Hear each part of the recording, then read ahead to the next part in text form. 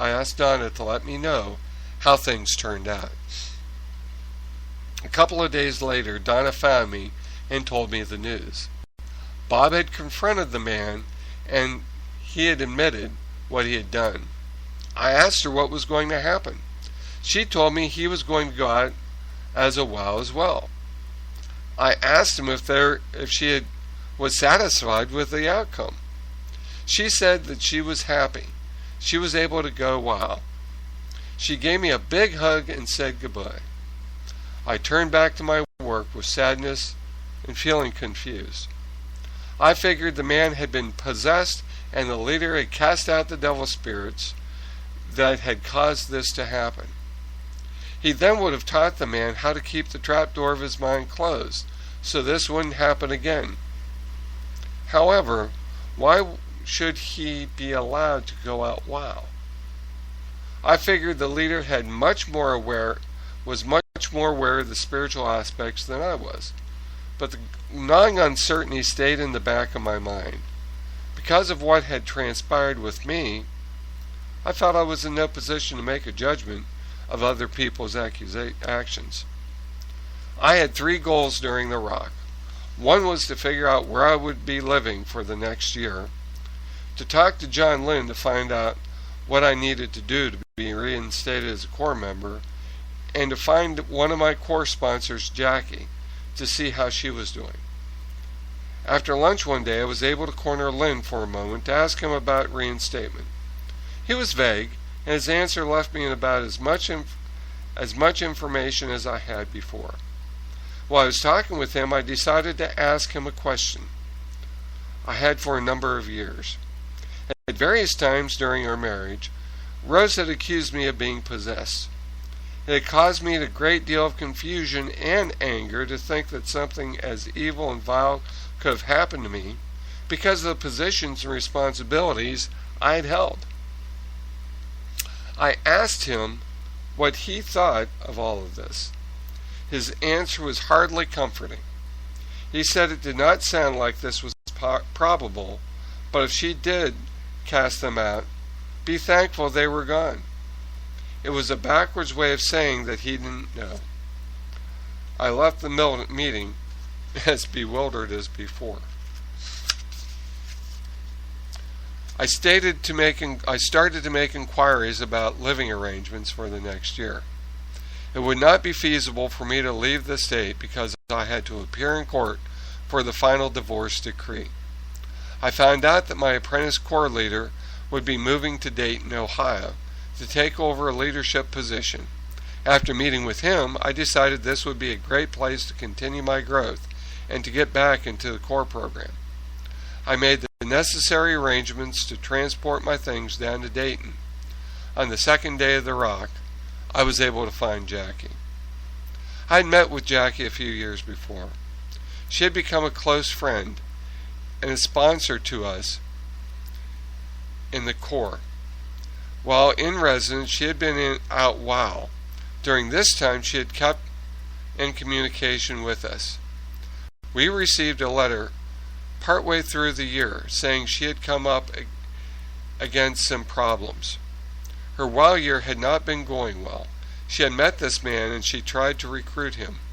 One thing led to another and she became pregnant. He was no longer involved with her and the WOW leadership had been informed of her pregnancy. She was given 2 options. She was either to leave the WOW field and have the baby, or to have an abortion, to stay on the WOW field and complete her year.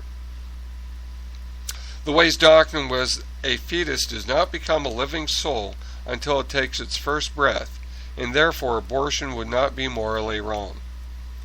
Jackie had decided to have the abortion and to finish her commitment as a WOW. I'd only seen Jackie briefly during the last rock, and I wanted to find out how she was doing. I found her and told her where I was staying, and we arranged to meet that evening. We met at my tent. We talked about what had happened over the last year. It was like 2 wounded souls clinging together in the night, trying to find a corner of their souls that was devoid of pain. She was a flickering candle and a tunnel of incomprehensible darkness that had become my life. She, for a brief moment, kept me from jumping off the edge of emotional oblivion, and after that night, I never saw her again. Finally, the rock ended, and it was time to leave. I arranged to get my few belongings and have them moved down to Dayton. I met with the others who were going down to establish fellowships in and around the city. I was ready to head out to my new destinations. Little did I know, this Rock of Ages would be my last. Once I reached Dayton, life was quite different. Since I had held a job in society, it had been 2 years since I held a job in society, and finding one was difficult. It was made even more difficult by the uncertainty of what the leadership wanted to do. I was living with 3 other people at the time, one being the area leader. A month came and went, and I was to appear in court to finalize the divorce. I borrowed a car and made my way to the county courthouse. I sat outside of the courtroom waiting for our turn. Shortly before our time to appear before the judge, Rose entered the waiting room. She did not know much as looking at me while I was sitting there. We were called in, and the judge asked us a few questions. He asked if I was agreeable to the terms which I had been outlined. I waited a few moments before answering. For a moment, it flashed in my mind to say no, just to cause her grief. I saw Rose squirming out of the corner of my eye. She had a look of horror as the time slowly passed. I finally said yes, and the judge granted the petition. Outside of the courtroom, I talked to Rose briefly. She had moved to Cincinnati and was living with people there. I told her there was going to be a recruiting weekend there, and I was planning to attend. She told me flatly it would not be a wise decision for me to go. She just wanted to get on with her life. Did not want to see me again. I looked at her in amazement. The believers who had come with her were looking at me as if I was from another planet. I wondered what she had been saying about me for them to be acting so strangely. I was more willing to forgive and move on as if I had not suffered any hurt and pain, but her reaction was foreign, even to the ways thinking and ideology. I love feeling empty and alone. This feeling was not new to me. 10 days before, on my 27th birthday, the Corps leader had screamed at me to find a job and to get going with my life. He told me if I had told Rose to shut the blank up, and had been more of a man, she would have respected me and the divorce would not have happened. He threatened to throw me out of Dayton if I did not get my life straightened out. I told him I had no place to go.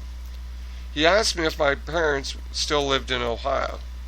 I told him they did, but they wanted to program me. He asked me what my point was. I looked at him in disbelief. He asked me if I thought they could, and I said no. He then reaffirmed his threat if I did not get a job, I would be out of the city. 2 days later, I got a job at a McDonald's. I was very unhappy there and kept looking for something else, finding a job at a car wash a week later.